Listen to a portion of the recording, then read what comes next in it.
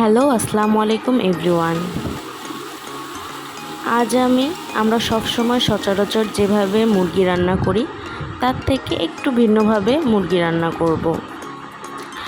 সেজন্য আমি ফার্স্টে মুরগির মাংসগুলো শুধুমাত্র লবণ দিয়ে মেখে ভেজে নিব। হালকা হালকা লাল হয়ে গেলেই আমরা এটাকে নামিয়ে রাখব। আর আমি এই রান্নাটাতে গরম পানি ব্যবহার করব, এর জন্য আমি মুরগি ভাজার পাশাপাশি গরম পানি দিয়েছি। আগে থেকে কেটে রাখা পেঁয়াজগুলো আমি লবণ দিয়ে ভাজতে থাকব। ভাজার এক পর্যায়ে আমি এতে কিছুটা দারচিনি, তেজপাতা আর গরম মশলার ফল দিয়ে লাল লাল করে ভেজে নিব। কিছুটা লাল লাল হয়ে এলে এতে আমি আদা রসুন পেস্ট একসাথে করা ছিল আমারটা, সেটা দিয়ে সুন্দর করে ভেজে নেব যাতে আদা রসুনটা ভাজা হয়ে যায়। তারপর এতে আমি জিরার গুঁড়া, হলুদের গুঁড়া, লাল মরিচের গুঁড়া, ধনিয়ার গুঁড়া যা যা লাগে সব কিছু একসাথে দিয়ে ভেজে নেব।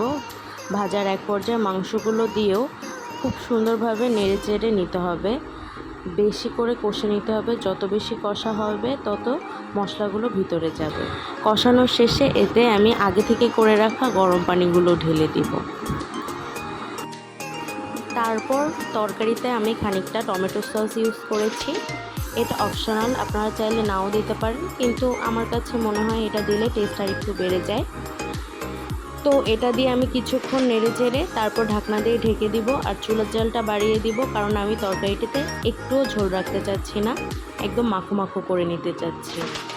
তো 10 মিনিট পর আমার তরকারি রেডি। আমি পুরোপুরি ঝোল টানিয়ে ফেলেছি, খুব মাখো মাখো হয়েছে এবং দেখতেও যথেষ্ট ইয়ামি লাগছে আর খেতেও অসাধারণ হয়েছে। আপনারা যারা মুরগির মাংস খেতে পারেন না বা গন্ধও লাগে, তারা এভাবে রান্না করে দেখতে পারেন, অবশ্যই খেতে অনেক মজা লাগবে। তো সবাই ভালো থাকবেন, আল্লাহ হাফেজ।